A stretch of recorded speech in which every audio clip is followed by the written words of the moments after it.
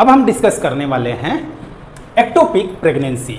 अब ectopic pregnancy पढ़ने के पहले हम फीमेल रिप्रोडक्टिव सिस्टम को समझ लेते हैं। तो ये वाला जो एरिया है, ये वाला उसको बोलते हैं यूट्रस। जो बेबी का इंप्लांटेशन होता है ये अपर वाले रीजन पे होता है, जिसको बोलते हैं फंडस। यहां पे इंप्लांटेशन होगा तो बेबी का नॉर्मल ग्रोथ होगा एंड नॉर्मल उसका डेवलपमेंट होगा। ओके, अगर ये एरिया को छोड़ के अगर वो कहीं और इंप्लांट हो रहा है तो उस टाइप के प्रेगनेंसी को क्या बोलते हैं? Ectopic pregnancy. तो एक्टोपिक प्रेगनेंसी में क्या होता है, जब फर्टिलाइज एग इंप्लांट कहां होगा?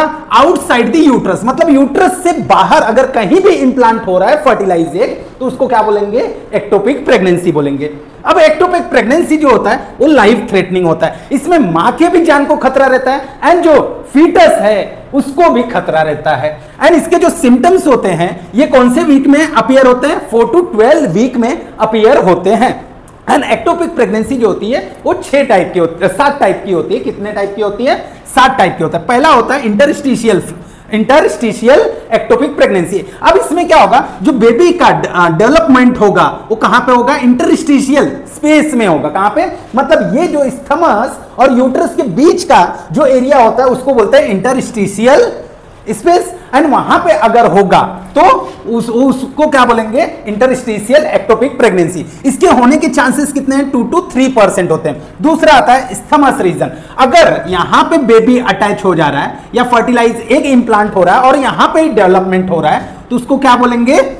स्थमस एक्टोपिक प्रेगनेंसी, जिसके होने के चांसेस कितने परसेंट होते हैं? 13% होता है। एंड इसके बाद में आता है, अब आप लोग ने अगर फीमेल रिप्रोडक्टिव सिस्टम पढ़ा है तो उसमें देखा होगा कि क्या होता है, जो स्पर्म एंड एग का मेटिंग होता है वो कहां पे होता है? एम्पुला रीजन में होता है। और वहीं पे क्या होगा, अगर इंप्लांटेशन हो जाता है तो उसको बोलेंगे एम्पुलरी एक्टोपिक प्रेगनेंसी। तो एक्टोपिक प्रेगनेंसी कहां होता है? एम्पुला रीजन में। कहां पे? एम्पुला रीजन में अगर हो रहा है तो उसको बोलेंगे एम्पुलरी एक्टो। इसके होने के चांसेस कितने होते हैं? 70% होते हैं। अब इसका ज्यादा क्यों? क्योंकि वहां पे ही क्या होते हैं, स्पर्म एंड एग दोनों मीट करते हैं एंड वहीं पे फर्टिलाइजेशन होता है। एंड इसके बाद में आता है सर्वाइकल। ओके, अब आप देखोगे यूट्रस के नीचे का जो रीजन होता है उसको बोलते हैं सर्विक्स। अगर इंप्लांटेशन यहां पे हो जाए तो उसको क्या बोलेंगे? सर्वाइकल एक्टोपिक प्रेगनेंसी बोलेंगे। क्या बोलेंगे? जिसके होने के चांसेस बहुत कम होता है, 1% होता है। एंड ओवरी से जब एग निकलता है तो कोई एग ओवरी से नहीं निकल पाते हैं, जिसकी वजह से स्पर्म कहां तक ट्रेवल कर लेता है? ओवरी तक ट्रेवल करता है। और अगर वहीं पे फर्टिलाइज हो गए, वहीं पे इंप्लांट हो गए तो उस टाइप के प्रेगनेंसी को क्या बोलेंगे? ओवेरियल एक्टोपिक प्रेगनेंसी बोलेंगे।